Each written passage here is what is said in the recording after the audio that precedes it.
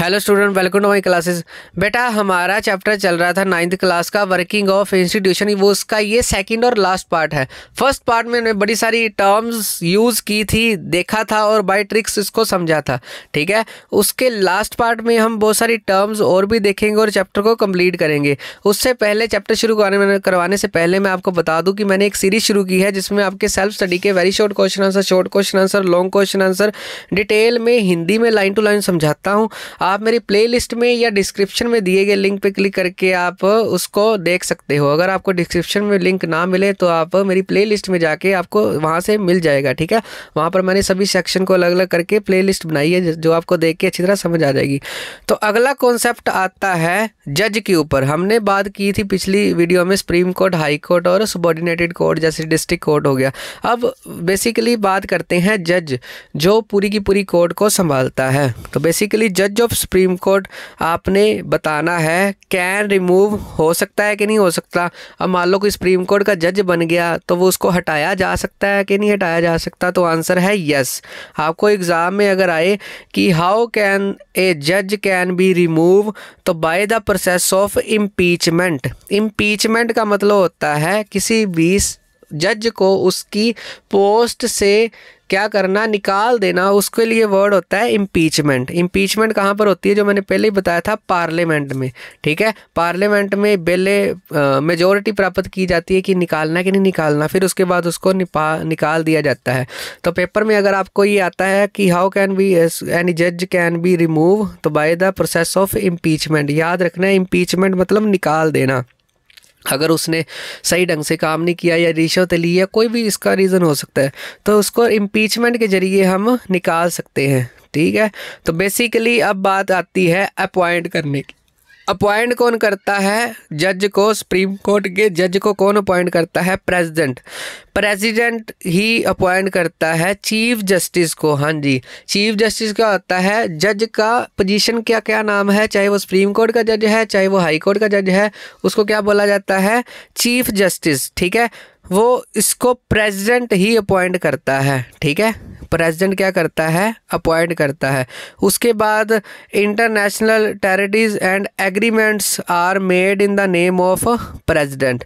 ठीक है, जो प्रेसिडेंट के नेम पे यहाँ पर एक छोटा सा और कॉन्सेप्ट आ जाता है कि जो भी मान लो हम बात करते हैं ना, ये स्ट्रक्चर मैंने करवाई थी, सबसे ऊपर होता है प्रेसिडेंट, उसके नीचे होता है पीएम। ठीक है, अब पीएम जो भी काम करेगा वो किसके नेम पे करेगा? प्रेसिडेंट के। मतलब पीएम ने किसी देश के साथ एग्रीमेंट किया है, नाम किसका चलेगा? प्रेसिडेंट का। काम किसका होएगा? पीएम का। तो यहाँ पर एक इंफॉर्मेशन थी जो आपको आई थिंक समझ आ गई। ठीक है, अब बेसिकली आता है important point, head of the government. हाँ जी, हेड ऑफ द गवर्नमेंट किसको बोला जाता है? पीएम को।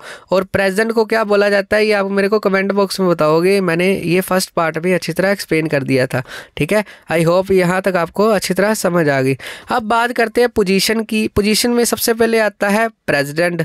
ठीक है, उसके बाद आता है, यहाँ पर है प्रेसिडेंट, उसके बाद आता है प्राइम मिनिस्टर। ठीक है, यहाँ पर प्रेसिडेंट आ गया, यहाँ पर प्राइम मिनिस्टर आ गया। उसके बाद पोजीशन में कौन आता है? COM, council of minister. ठीक है, या इसको काउंसिल ऑफ मिनिस्टर बोला जाता है या कैबिनेट मिनिस्टर बोला जाता है, कैबिनेट मिनिस्टर। ठीक है, तो आपने ये स्ट्रक्चर याद रखनी है कि सबसे ऊपर प्रेसिडेंट आएगा, उसके नीचे पीएम आएगा, उसके नीचे पीएम के नीचे जो मंत्रिमंडल काम करता है उसको बोला जाता है COM या कैबिनेट मिनिस्टर। ठीक है, तो बेसिकली याद रखना जो टॉप लेवल मिनिस्टर होते हैं ना, टॉप लेवल मिनिस्टर मतलब जिनके पास बढ़िया अच्छी पोजीशन है, वो कौन सी पार्टी से रिलेटेड होते हैं? Ruling party. दो तरह की पार्टी होती है, रूलिंग पार्टी और ओपोजिशन पार्टी। ठीक है, ध्यान से समझो। रूलिंग पार्टी क्या होती है? जो रूल करती है, जो मतलब जीत गई चुनावों में। हारने वाली पार्टी कौन सी होती है? ऑपोजिशन। ठीक है, आई होप यहाँ तक आपको अच्छी तरह समझ आ गई। वेरियस इंस्टीट्यूशन, अब हमने पूरा चैप्टर अच्छी तरह देख लिया। वेरियस इंस्टीट्यूशन कौन से हैं? मतलब सरकारी डिपार्टमेंट, पीएम वाला डिपार्टमेंट, पब्लिक सर्वेंट हो जाते हैं, सुप्रीम कोर्ट हो जाता है, हाई कोर्ट हो जाता है। आई होप यहाँ तक आपको अच्छी तरह समझ आ गई। और उससे पहले अगर आप अगर ये नोट्स लेने हैं तो डिस्क्रिप्शन में उसका लिंक दे दूंगा। मेरे नोट्स विद माई लोगो और विदाउट माई लोगो अच्छी तरह डाउनलोड कर सकते हो। ठीक है, और इससे बाहर आपको कोई क्वेश्चन देखने को नहीं मिलेगा एग्जाम में, definitely sure, I am 100% sure. ठीक है, 100% श्योर आपके यहाँ से सारे क्वेश्चन आंसर आपके कवर हो जाएंगे अगर आप सीरियसली इसको ध्यान से सुनते हो। तो उसके बाद एक छोटा सा कॉन्सेप्ट आता है, जैसे जैसे हमारी गवर्नमेंट है ना, जैसे जैसे तरक्की करती है तो बहुत सारी ये कमीशन लागू कर देती है। कमीशन मतलब कुछ ग्रुप्स जो लोग क्या करते हैं, लोगों की भलाई के लिए काम करते हैं। वैसे ही एक कमीशन था मंडल कमीशन, ठीक है, मंडल कमीशन था। मंडल कमीशन क्या था, अपॉइंटेड बाय गवर्नमेंट, गवर्नमेंट ने अपॉइंट किया था कब, 1979 में। अब इसका हेड कौन बनाया था, बीपी मंडल, इसलिए इसका नाम क्या था, मंडल कमीशन। ठीक है, आई होप यहाँ तक आपको अच्छी तरह समझ आ गया कि मंडल कमीशन है क्या।